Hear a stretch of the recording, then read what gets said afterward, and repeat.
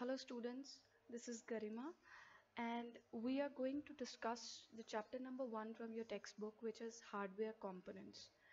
So before we start with this chapter, we should be familiar with some of the terms like what is this hardware, what is the software.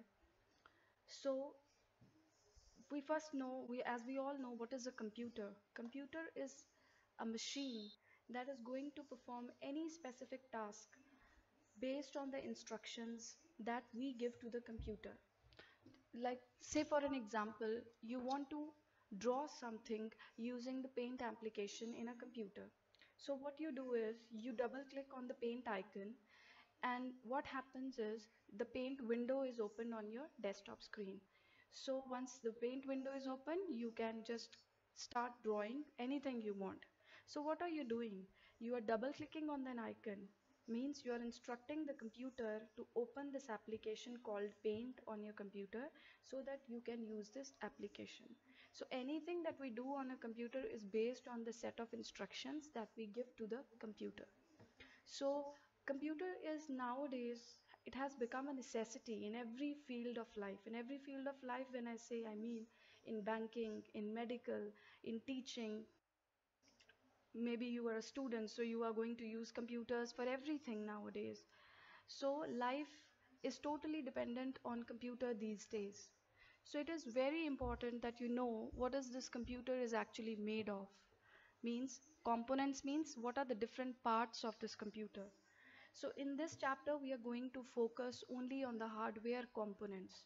So before you start with this, we should know that any computer is going to consist of two components, two major components. One is a hardware and one is a software. So what is a hardware? A hardware is anything that you can touch and feel that comes under the category of a hardware component. So let's say a keyboard, a mouse, a printer, and all these things come under the category of hardware because you can touch them and then you can use them. Now, what is a software? Software, any applications that you cannot touch, any instructions that you give to the computer, that comes under the category of software. The applications, like as I said, we are using this application called paint, we are using word, all these applications come under the category of software because these are based on the instructions and operations of the computer. You cannot touch them. Okay, so these come under the category of software. So this is the basic difference between hardware and software. So now as we're going to focus upon hardware, so basically there are, under hardware also there are two categories. One is an internal hardware, one is an external hardware. So what is an internal hardware? Internal hardware means all the components or all the hardware components that are installed within the CPU cabinet. CPU cabinet, as you know, CPU, the box that we have attached to the computer, that is called a CPU cabinet. So all the components that are installed in this CPU cabinet, they come under the category of internal hardware. So we are going to discuss all these internal hardware components. So first you should know the very first hardware component is motherboard. So this is a picture of a motherboard. This is a motherboard. This is called the CPU cabinet. This is nothing but a box. In this box you have a motherboard, and on the motherboard you have various slots where you have memory, hard disk, the processor, the optical drive, memory, sound card, video card. All these components are installed on the motherboard itself. Okay, so first of all you should know what is a motherboard. So this is how a motherboard looks like. So it is the main circuit board of the computer. So means it is the main part or the main component of the computer. Okay, so it is going to hold the most essential components of the system. Most essential components comes under the category of like RAM, memory, hard disk. They are all the main essential components. Without a hard disk, your computer won't work. It will not start. You need a memory for a computer to be functional. So they are all essential components. So all these components are installed on this circuit board. Do you see this black slot? this white slot, this is also white slot. So there, these are the slots where you will be installing these components. Okay, so it is the base of the motherboard. Like the base of the motherboard, it is made of thin plastic sheet. Okay, it is mounted inside the CPU cabinet. Mounted means it is installed, it is placed inside the CPU cabinet. Cabinet is what? This is a cabinet, the empty tower, this is a cabinet. So this motherboard is placed inside this cabinet, and all the components are placed on the motherboard, and motherboard is placed inside the tower or the cabinet. Okay, it connects hard drive, memory, video card, sound card, optical drive via cables. So there are cables through which these components like hard drive, memory, video card, sound card, all these are connected on this motherboard through cables. Okay, now what does this motherboard contain? The processor chip. What is a processor? Like the CPU, it is the main component of a computer. BIOS, memory chips. Memory chips means the memory, like RAM. We will be studying about it later on. External storage for video display and sound, like video cards, sound cards, they are also placed on this motherboard. Expansion slot for connecting circuit boards. So there are various expansion slots also, so they are also placed on the motherboard itself. So next part is PCI. What is a PCI? This is a PCI. This is how the PCI card looks like.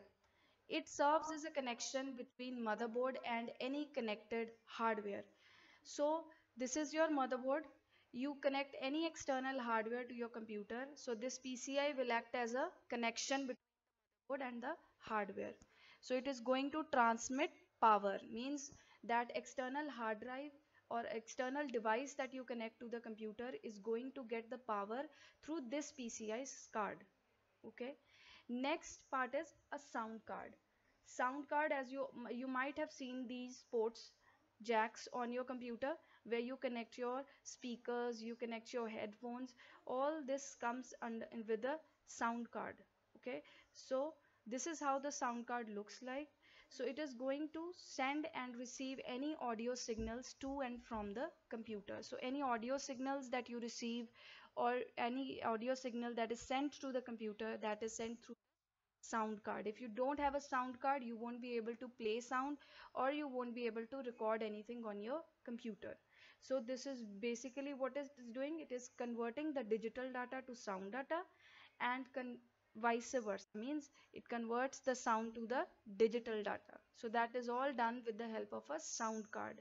Okay, so it enables the computer to play music through speakers. You can record audio. All this is done with the help of a sound card, which is installed on the motherboard. Next, we have a video card. Video card, you might have seen these ports: HDMI, DVI. So these are the ports which you can see, and this is what is internal, means this is inside the motherboard. These are the ports where you connect your HDMI cable, and this port is installed on this video card, and this video card is on the motherboard. This is the motherboard connection through which your motherboard is connected to the video card. This is how the video card looks like. So what are the functions? It is used to generate the video output to display screen like monitor or a projector. So anything that you see on your computer monitor, that is possible only through a video card. If your video card is corrupt, if your video card is not working properly, you won't be able to see any video or anything on your screen. Or you might see something, but it will look like little distorted. You won't be able to see the video properly if there is any problem with the video card. It is used to enhance the quality of the displayed images. So if the better the sound, the better quality of the video card, you will be able to see the better quality of the images. So like if you're using your computer for video games, you play high-end games on your system, so it is always recommended to use a good quality video card. Okay, so it contains its own processing and memory unit. So any video card that we have, it will have its own memory unit installed on the card itself. Okay,